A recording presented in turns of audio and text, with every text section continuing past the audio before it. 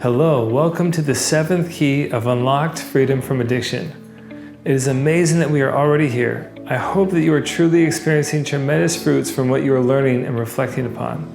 This 7th key is on humility, which is needed for us to continue our climb out of our addiction. I was once at an AA meeting where the topic was humility.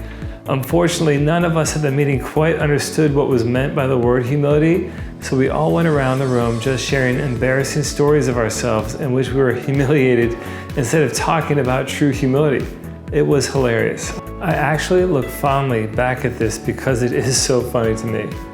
It was hard to find a bad AA meeting in Taos, New Mexico in 2005. So while the embarrassing stories that we shared may have helped each of us become more humble, humility is not quite about being humiliated.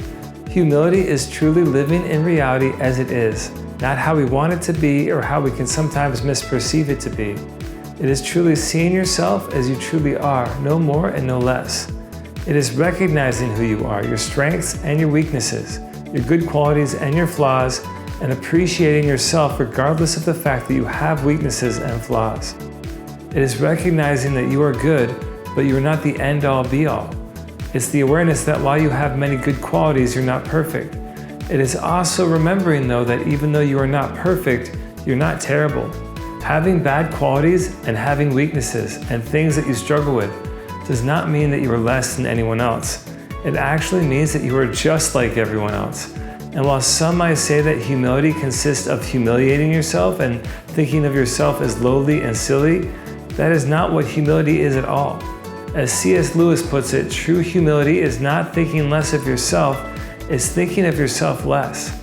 So you should still appreciate and value yourself. However, you should also avoid making yourself the center of all of your focus in life. It is a healthy balance where you think much of yourself without thinking of yourself too much.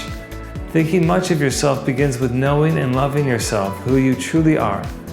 First, to know yourself, you must do two things. You have to pay attention and you have to be honest with yourself. To pay attention to yourself, you have to be aware and observe what you are doing, who you are, and how you respond to things.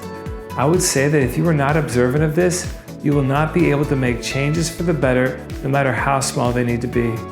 This is what Socrates meant when he said, "The unexamined life is not worth living." You need to examine yourself to know yourself and live your true identity. However, it should be said that we only want to pay attention to observe ourselves for humility, not to be the center of attention for all. You also need to be honest with yourself. It can be easy to fail at this. To make excuses or come up with reasons why you made a bad decision is usually the path to self-deception. Just be honest with yourself and let yourself grow. No one is perfect, and to pretend to be robs us of the freedom we get to have by not being perfect. It's too much pressure to be perfect. You have to keep too many plates spinning. And I'm not saying that you should let everything fall by the wayside and stop caring about anything. No, by all means, keep trying. However, if you make a mistake or look silly, you do not need to obsess over it. Learn from it and move on. Once you know yourself or even begin the journey to know yourself, you can begin to love yourself properly. However, not excessively. When I say love yourself, I'm not saying that you should overindulge yourself or behave selfishly at the detriment of others. You want to appreciate who you are, which is really the content of what you know about yourself. You want to love that. See the good in yourself and celebrate that. Do not fall to the temptation of only focusing on the bad. However, we do not want to focus only on the good either. True humility is recognizing that you have good qualities and strengths along with negative qualities and weaknesses, and that you love yourself despite the negative qualities and weaknesses. However, to love yourself is to seek what is best for yourself. So to see the negative qualities and weaknesses you have that you can change and you do not change those, that would not be truly loving yourself. And your addiction is one of those things that, while changing it is really hard, you would not be truly loving yourself if you did not change it. It would be humble then for you to accept that you have this thing that is not good for you that needs to change.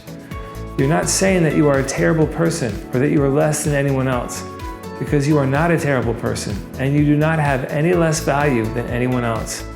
You are only saying that you have something that is not good and you have the power to fix it to make your life better.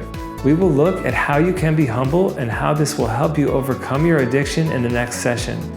Until then, keep observing yourself. Take note of your good and bad qualities, your strengths and weaknesses. Accept the things that cannot be changed and work on the things that can. And then, appreciate who you are despite the negative qualities and weaknesses.